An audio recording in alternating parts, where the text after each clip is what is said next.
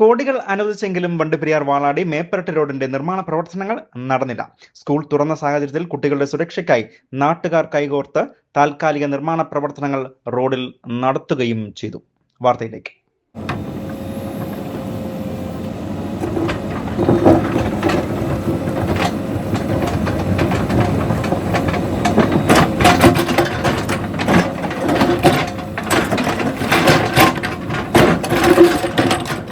Rainbow news വാർത്തകൾ നിങ്ങൾക്കായി അവതരിപ്പിക്കുന്നത് കൃഷ്ണമാൽ ഇൻസ്റ്റിറ്റ്യൂട്ട് ഓഫ് പാരാമെഡിക്കൽ, അല്ലി നഗരം, തേനി.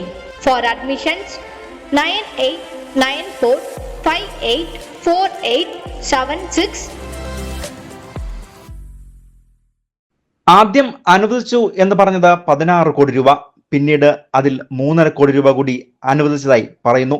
എന്നാൽ നിർമ്മാണ പ്രവർത്തനങ്ങൾ ഇതുവരെ ആരംഭിക്കുകയോ അതിന്റെ കരാർ ഏറ്റെടുക്കുന്നതിന് വേണ്ടിയുള്ള ടെൻഡർ നടപടികൾ നടക്കുകയോ ചെയ്തിട്ടില്ല എന്നാണ് ലഭിക്കുന്ന വിവരം.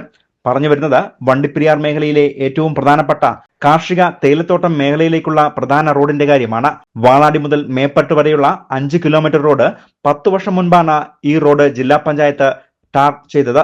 പിന്നീട് മെയിൻ്റനൻസ് പോലും നടന്നിട്ടില്ല. എന്നാൽ കഴിഞ്ഞ ഭരണസമിതിയുടെ കാലഘട്ടത്ത് സംസ്ഥാന ഗവൺമെന്റ് തുക അനുവദിച്ചതായും പറയുന്നു. ഇതിനിടയിലാണ് ജൂൺ മാസം 1-ാം തീയതി സ്കൂൾ തുറക്കുന്നത്.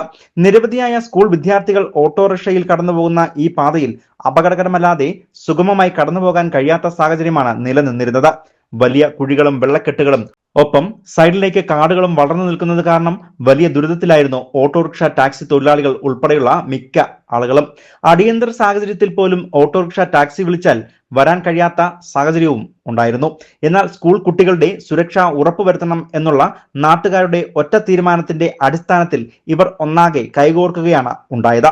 ഫാക്ടറി മുതൽ മേൽപ്പരട്ട് വരെയുള്ള ഭാഗത്തെ കുണ്ടും കുഴിയുമായി കിടക്കുന്ന ഭാഗങ്ങൾ JCB ഉപയോഗിച്ച് കുഴികൾ നിരത്തുകയും സുഗമമായി ഓട്ടോറിക്ഷ ഉൾപ്പെടെയുള്ള വാഹന യാത്രക്കാർക്ക് കടന്നുപോകത്തക്ക രീതിയിലാണ് നിർമ്മാണ പ്രവർത്തനങ്ങൾ നടത്തിയിരിക്കുന്നത്.